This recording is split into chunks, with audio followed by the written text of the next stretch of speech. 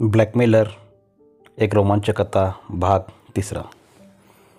सूरज मोबाईलमधील त्या ब्लॅकमेलरचा message open करतो. Blackmailer: तुम्ही पैसे जमवले असतीलच. सूरज: हो, 2 लाख जमा आहेत. तुम्ही कुठे भेटणार ते सांगा. ब्लॅकमेलर: जास्त शहाणपणा नको, मी तुम्हाला भेटणार नाही. मी सांगेल तसे तुम्ही पैसे ठेवायचे. मला पैसे भेटले की त्याच रात्री मी तुम्हाला ती क्लिप जी माझ्या मोबाईलच्या मेमरी कार्डमध्ये सेव्ह आहे ते मेमरी कार्ड तुम्हाला देऊन टाकेल. सूरज: जर पैसे घेऊनही तुम्ही जर ते मेमरी कार्ड दिलं नाही तर? ब्लॅकमेलर: एवढा विश्वास तर तुम्हाला ठेवावा लागेलच. सूरज: पैसे कुठे ठेवायचे? ब्लॅकमेलर: सर्व पैसे एका ग्रीन इन्व्हॉल्वमध्ये टाकून ते इन्व्हॉल्व टेप मारून बंद कर. नंतर ते पाकिट एका काळ्या रंगाच्या कचऱ्याच्या पिशवीत टाकून ती पिशवी उद्या सकाळी येणाऱ्या कचऱ्याच्या घंटागाडीत टाकायची. समजलं का? सूरज: ठीक आहे. ब्लॅकमेलर: पण कुठलीही हुशारी नको आहे. पैसे मला भेटले की तुम्हाला ते मेमरी कार्ड मिळून जाईल. ब्लॅकमेलर ऑफलाईन जातो. घरामध्ये इन्व्हॉल्व असतंच. भैरवी पैसे पुन्हा एकदा मोजून घेते. ते व्यवस्थित इन्व्हॉल्वमध्ये ठेवतात. नंतर ब्राऊन टेपने त्याला सील करतात. नंतर घरात असलेल्या ब्लॅक कलरच्या कचऱ्याच्या पिशवीत लटकून त्या पिशवीला 2 ते 3 गाठी मारून ठेवतात. भैरवी: त्याने पण पैसे कचऱ्याच्या गाडीत का टाकायला सांगितले? सूरज: कारण आपण त्याला बघू नये म्हणून. पण त्याला माहिती नाही त्याने कोणाशी पंगा घेतला आहे ते. भैरवी: काय करणार आहेस तू? सूरज: तू बघच आता. सूरज त्याचा मित्र अविनाशला कॉल करतो. सूरज: अविनाश बोल ना भावा. सूरज: तुझी मदत हवी आहे. अविनाश: तू फक्त एकदा मागून तर बघ, जान भी हाजीर आहे तेरे लिए. सूरज: नीट ऐकून घे. मॅटर काय आहे ते आता सांगू शकत नाही. फक्त एवढंच सांगतो, कोणीतरी मला फसवू पाहतोय. त्याने पैसे डिमांड केलेत. उद्या कचऱ्याच्या घंटागाडीत एका काळ्या पिशवीतून मी पैसे टाकणार आहे. ती पिशवी कोण उचलतं तेवढं फक्त तुला शोधून काढायचं आहे. अविनाश: तू टेन्शन नको घेऊस मित्रा. तो जो कोणी असेल तो आता वाचणार नाही माझ्या हातातून. सूरज: पण जरा जपून, त्याला कळता कामा नये. अविनाश: त्याला नाही कळणार, हा माझा शब्द आहे. सूरज कॉल कट करतो. भैरवी: पण याची काय गरज होती सूरज? सूरज: मला त्या ब्लॅकमेलरवर विश्वास नाही आहे. त्याने पैसे घेऊनही तो व्हिडिओ नाही दिला तर? फक्त एकदा तो कोण आहे ते समजून दे, सोडणार नाही साल्याला. दुसरा दिवस उजाडतो. अविनाश सूरजच्या घरापासून थोडं दूर बाईक घेऊन उभा राहतो. सूरज काळी पिशवी घेऊन बाहेर उभा असतो. बरोबर 8:30 वाजता ती कचऱ्याची गाडी येते. गाडीमध्ये ड्रायव्हर आणि त्याच्या बाजूला एक जण असे दोघे असतात. त्या दोघांनाही सूरजने पहिल्यांदाच बघितलेलं असतं. कचऱ्याच्या गाडीत कचरा टाकायची ही त्याची पहिलीच वेळ होती. त्या कामासाठी घरात माणसे होतीच, त्यामुळे त्यांना बघण्याचा काही संबंधच येत नव्हता. सूरज थोडं वरतीच ती पिशवी ठेवतो, जेणेकरून अविनाशचं लक्ष त्या पिशवीवर राहील. गाडी पुढे घंटा वाजवत निघून जाते. अविनाश त्या गाडीचा पाठलाग करतो. तो गाडी आणि त्याच्यात थोडे अंतर ठेवतो, जेणेकरून त्या ब्लॅकमेलरला संशय येऊ नये म्हणून. सूरज अविनाशला कॉल करतो. सूरज: पिशवी दिसते ना? अविनाश: हो दिसते. सूरज: बारीक लक्ष ठेव. पिशवी उचलताच त्या माणसाला पकड. मला कॉल कर, मी निघेल लगेचच. अविनाश: ठीक आहे. प्लॅनप्रमाणे अविनाश त्या घंटागाडीच्या पाठलाग करतो. त्याचं लक्ष त्या पिशवीवरच होतं. घंटागाडी प्रत्येक घरासमोर थांबत जात होती. घरातली माणसे कचरा आणून टाकत होते, पण ती पिशवी तशीच तिथे होती. एका मोठ्या नाक्यावर गाडी जाऊन थांबते.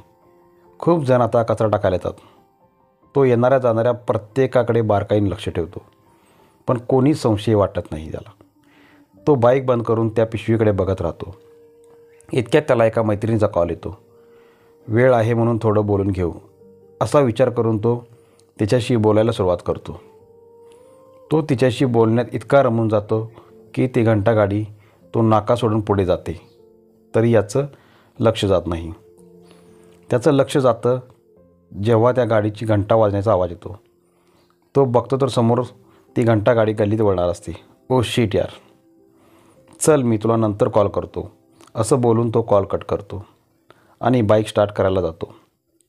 पण त्याच वेळेस त्याची गाडी सेल्फ स्टार्टने चालूच होत नाही. हे आपण काय चुकी करून बसलो यार.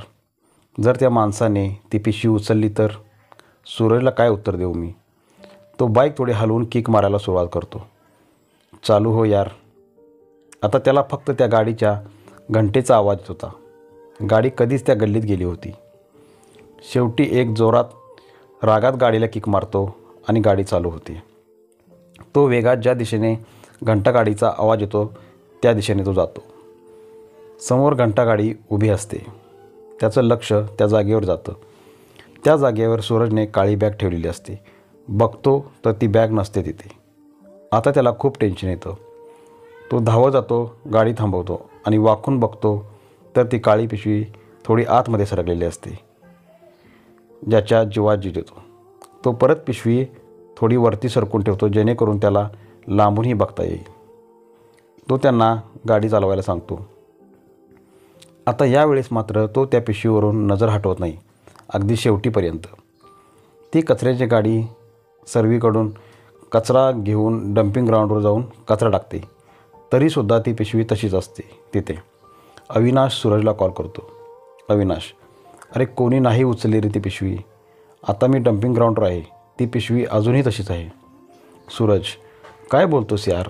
असं तर नाही ना त्याने तुला बघितलं असेल म्हणून त्याने उचलली नसेल? अविनाश, नाही रे, मला नाही वाटत तसं. सूरज, ठीक आहे, तू तिथेच थांब, कदाचित तो तिकडे घेऊन येणार असेल.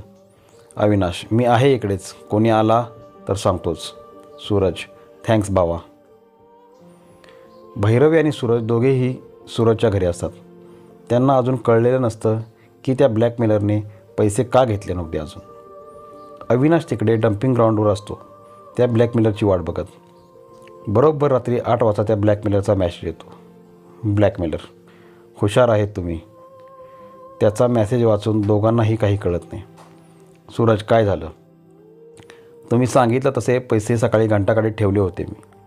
ब्लॅकमेलर, हो माहिती आहे ना. तुला तर ठेवावे लागले असते. शेवटी तुमच्या दोघांच्या अब्रूचा प्रश्न आहे ना. सूरज, पैसे भेटले का तुम्हाला? हो भेटले ना. त्याचा मॅसेज वाचताच सूरज अविनाशला भैरवीच्या मोबाईलवरून कॉल करतो. पैसे भेटले बोलतो रे तो माणूस. तू तर बोलतोस ती पिशवी तिकडेच आहे म्हणून. सूरज अविनाशला बोलतो, थांब, मी आत्ताच जाऊन ती पिशवी चेक करतो. असं शक्यच नाही. अविनाश हे ठामपणे त्याला उत्तर देतो. अविनाश जाऊन ती काळी पिशवी उघडतो तर बघतो तर त्या पिशवीमध्ये फक्त कचराच असतो, फक्त कचरा. अविनाश, गेम झाला यार. पैसे नाही आहेत रे त्या पिशवीत. त्याने कधी पिशवी बदलली काही कळलं नाही रे. नक्कीच माझी बाईक स्टार्ट नव्हती होत. त्या वळणावरच त्याने पिशवीची अदलाबदल केली असेल. सॉरी यार, बाईकने धोका दिला यार. सूरज त्याचं बोलणं ऐकून शांतच होतो. सूरज, जाऊ दे चल. सूरज कॉल कट करतो. सूरज त्या ब्लॅकमेलरला मॅसेज करतो. सूरज, तुम्हाला पैसे भेटले. आता ठरल्याप्रमाणे तुम्ही ती मेमरी कार्ड मला द्या. ब्लॅकमेलर, मेमरी कार्ड पाहिजे तुला? सूरज, हो, तुम्ही बोलला होतात की पैसे मिळताच ते मेमरी कार्ड देईल म्हणून. मला मेमरी कार्ड पाहिजे. ब्लॅकमेलर, हो नक्की देणार, पण मला अजून काही पाहिजे. सूरज, शक्य नाही. तू सांगितलेलेच तेवढे पैसे जमवून मी तुला दिलेत.